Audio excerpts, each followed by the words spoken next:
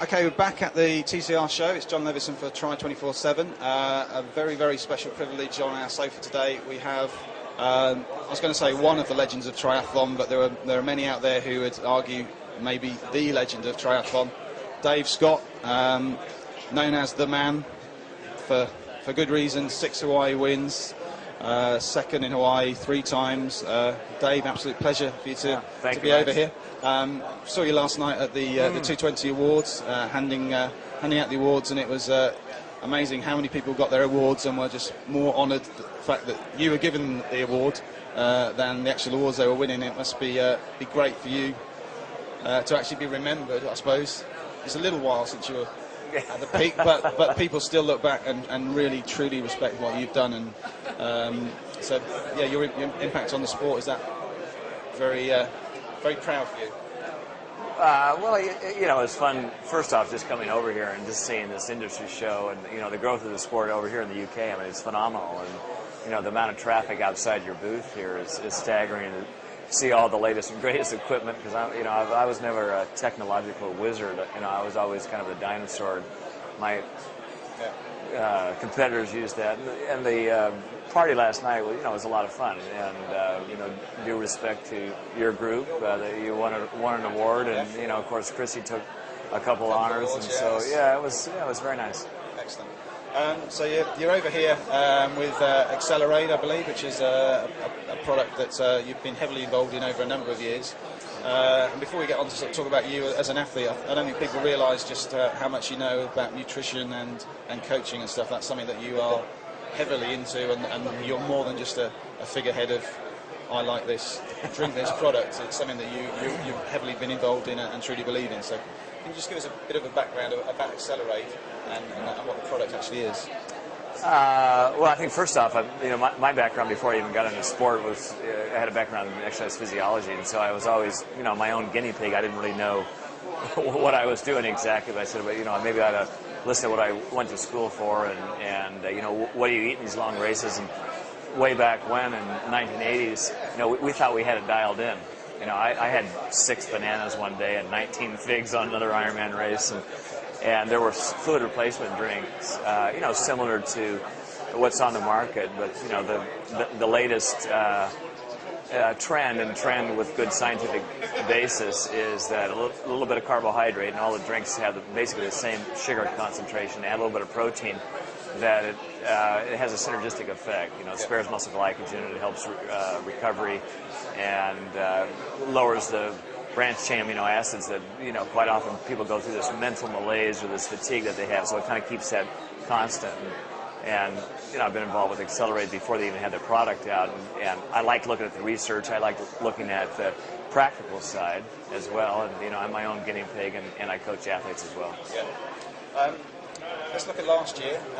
You had quite widely publicised a bit of a athlete and bike meets van or car at fairly high speed, and as you told me, the car came off slightly better than you did. Can you yes, tell it did. A bit about that, what the damage was that was done, and how you're, I hope, recovering from that? Yeah, well, I look brilliant. You look fantastic. This guy, ladies and gentlemen, is 56 years old, and I'm sitting next to him, and I'm feeling old myself. Well, I had a rugged night last night after the party. I did too. That's possibly why I'm looking a little old. So. I had an accident way back in May, and I just finished up a ride. Actually, there's a loop that I did, and it was 56 miles, and coming back in, and I was thinking prior to that ride, and sort of a summary of that ride, I felt great. I said, I think I can do Hawaii again, and I'm realistic about my age and my expectations. I still have an ego, but I know I'm not going to be scaring the young stallions out there. But you're still going to be racing pro, because you told me that you did tell me when we last spoke that you, in your words, you had a big ego, and I still fancy mixing it up with the youngsters. Well, I'm not going to make any prognosis or prediction right now. So I was just about a minute and a half away from my house, and a woman was looking for a house. She was in her car and had stopped several times, seemingly pulled over to park, and then she did this very abrupt U-turn, and I screamed, hit my brakes, and it ended up plowing into her and threw me down on the ground. And Ended up with a shattered wrist and hand and dislocated finger. I still have a very crooked-looking finger and a couple surgeries and blood clot in my lungs and a shattered scapula. So I was pretty banged up for a while. I mean, the first six weeks were... You're looking a lot better now, aren't you? Yeah. Are you fully recovered, or what's this left to fix? I'm not fully recovered at all. I mean, I still really wrestle with my hand. I'm going to have another surgery on that, and my muscles around my scapula are quite weak. You know, I still try to swim as hard as I can, but I'm slower, and the accident has slowed me down. So, they say 12 to 18 months to really fully recover from that, and then by then I'll be really old. So we'll see what happens. We couldn't talk to you without talking about Kona and Hawaii. That's I suspect in one sense it's probably shaped your whole life really, and that's what people associate with you. With other people they may associate other different races, but with Dave Scott it's Kona. Right. 6 wins, 3 seconds, 5th place when you're 42. After a couple of years out, that was an amazing result. Just what does the whole lot of Hawaii Ironman experience mean to you, and how embedded has it become, within Dave Scott for what it's done and what you've done for that place? Well, I think going back, you look at history. It's certainly the first time I stepped over there in 1980, and I'd read about the race. It was the 3rd year in 1980. How would I ever fathom that we'd have all of this and the growth of the sport and worldwide and people that have heard of the sport subliminally, they have heard of Ironman. And so when they talk about the sport, yes, it's fabulous that we're in the Olympics and we have the ITU racing and junior development, and of course the Brits are very, very strong. But for me, at the end of the year in October was always I hope I do well in Kona, and that was something that I always geared my training towards, and knew that I became a marked guy as the years went on, and one of those guys that marked me was Mark Allen. Kona and the Ironman is it's kind of synonymous with my image and aura, but life goes on. What do you think it was? As you're saying that you could go through the year and you could have good races and maybe some other not so good races, and there were other athletes around who, if we take Kona out of it, were probably matching you and were competitive with you, but they always knew it was Kona, it was October, Dave will be ready, and you were, and those results that just looked at proved that you were ready. What was it that you could bring that made sure that you could always raise your game, and others took them a long time to get close to you? I'm not sure exactly what they did, but I know in my preparation, I always mentally wanted to be the strongest I could be in that particular race. I mean, the conditions in Hawaii are pretty relentless, and you're always going to get some kind of crosswind. Of course, the heats can be fairly brutal, and people think I, savored that condition. I was like a lizard or something, and yeah, I was suffering too. So I think I played off of that. I recognized that I had done well at that race, but I didn't have any unusual physiology that allowed me to endure in that climate. But I wanted to make sure that when I stepped up to the starting line in Kona, that I was going to have a good race, and I didn't know how good it was going to be. And I knew that the other athletes that were there, as I mentioned, they were always trying to knock me off, and each year, there was several very, very close races, particularly with Mark, and in '89, he did knock me off. Yeah, that was obviously one of the 21 years ago now, but still legendary. And if you want to know why it's legendary, just type Iron War into YouTube, and I'm sure you'll get a whole heap of awesome footage to watch. These days, obviously, you haven't raced in Kona for a number of years now, but are you still out at the race in October, and do you actually get to see the race from a different side, maybe from the press vehicles or motorbikes, and has that given you a different view? Is anything that you think has changed, or is it still the same old wind, heat, suffering, ultimately as it always was? Well, I think the dynamics of the race has changed a little bit.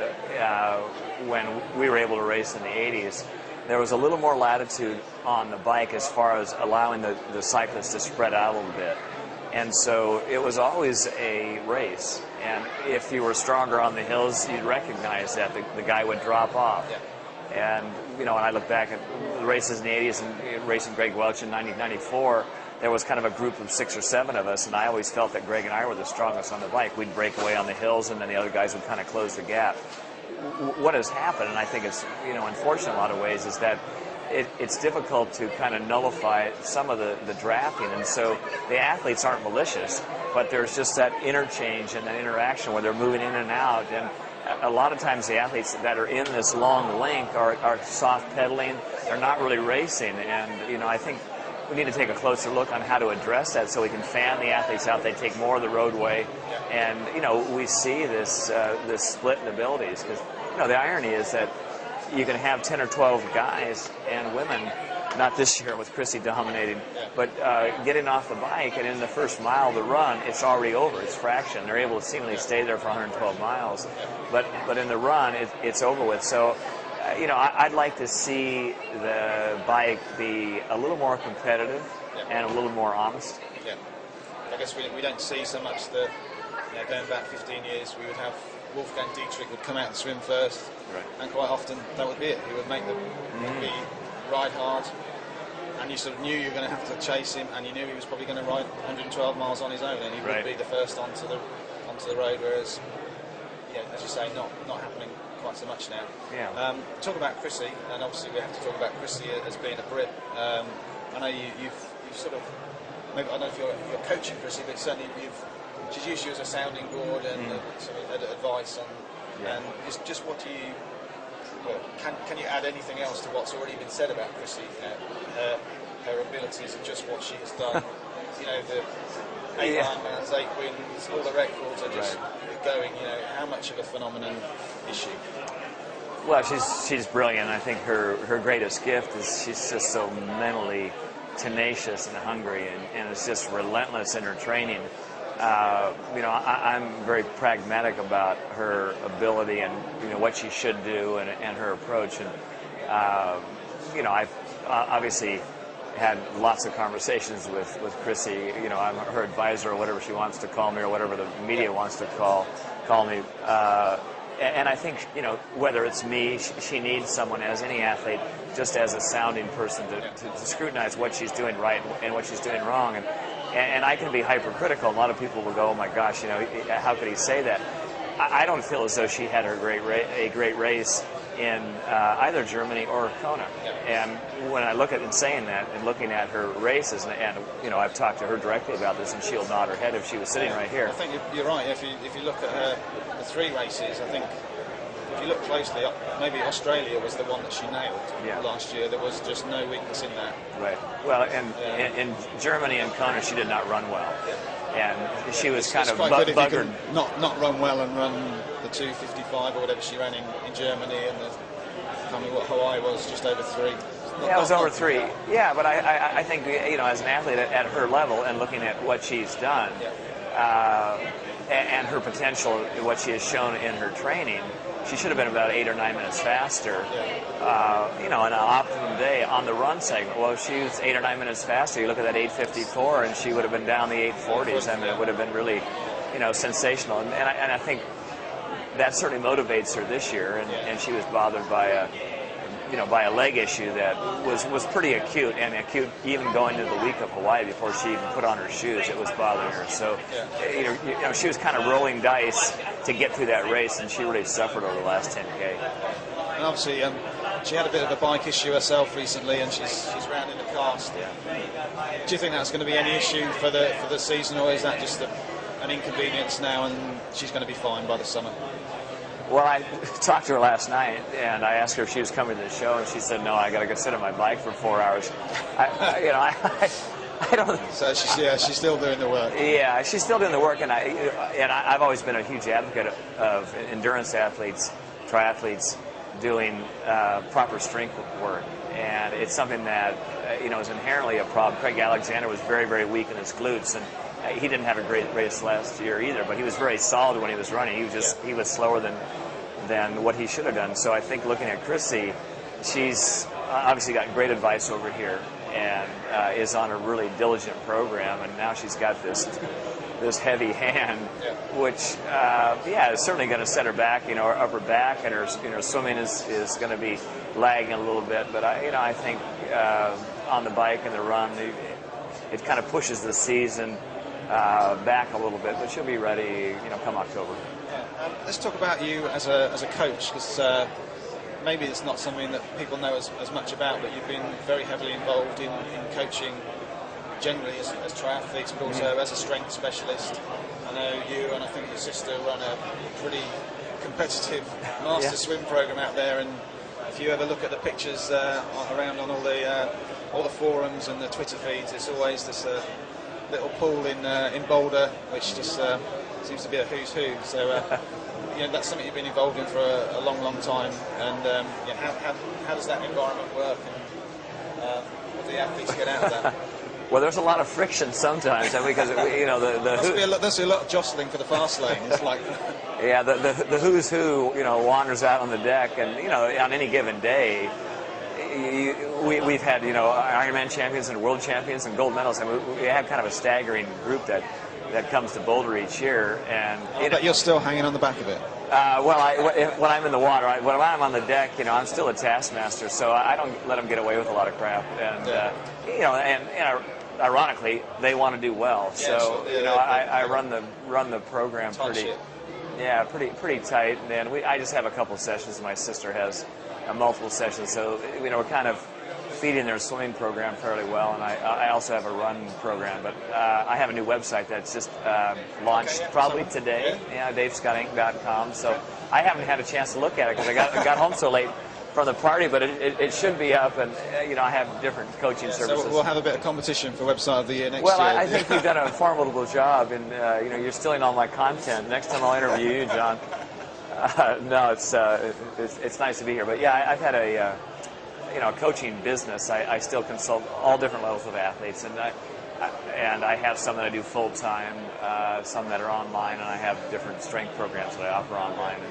Is there any particular aspect of that you get the biggest buzz back from? Is it coaching a particular type of athlete, or getting somebody strong that wasn't, or improving swimming, or is there anything that gives you that real, I've got it today, or seen that improvement that really gives you that feedback? I think probably the biggest thing is looking at someone who's already well accomplished, and I would never pat myself in the back and saying, gee, I've really helped out Craig Alexander. Look what he's done under Dave Scott's tutelage, or Chrissy Wellington. I mean, they've done it on their own, and they've had other good coaches and information, and once you're at that level, probably the biggest buzz that I get in helping them out is recognizing some of their weaknesses, and how do you tweak it when you have the elite and you can see an aberration or a deficit, and how do you refine that to get them up a little bit higher? And in a lot of cases, that's not just do more work, because they're they're probably doing all of the hours and all the effort that they can do, but maybe there's tweak something different or add something different in that is going to make that difference. Yeah, I mean, I'll say to a fault, Craig and Chrissy are both extraordinary workout athletes, and they know how to dish out the high level of discomfort on a day-to-day basis. You have to be very, very careful. I mean, that line they're hovering right on that line, and there's no way that they can work any harder. So they have to work smarter. Dave, it's been an absolute pleasure. I could sit here for hours and hours and listen to you and talk about stories of Hawaii, but just to make sure the tape doesn't run out, and I know you've got other commitments today and over the next couple of days in the UK, it's always a joy to see you, and we hope we'll see you around in the UK at more shows or racing again in the future. But good luck with the new business, and hope you have a great year and recover from all the niggles from the crash. Yeah, so, I'll be back in some form. Nice chatting with you, John. Thanks a lot, Dave. Cheers.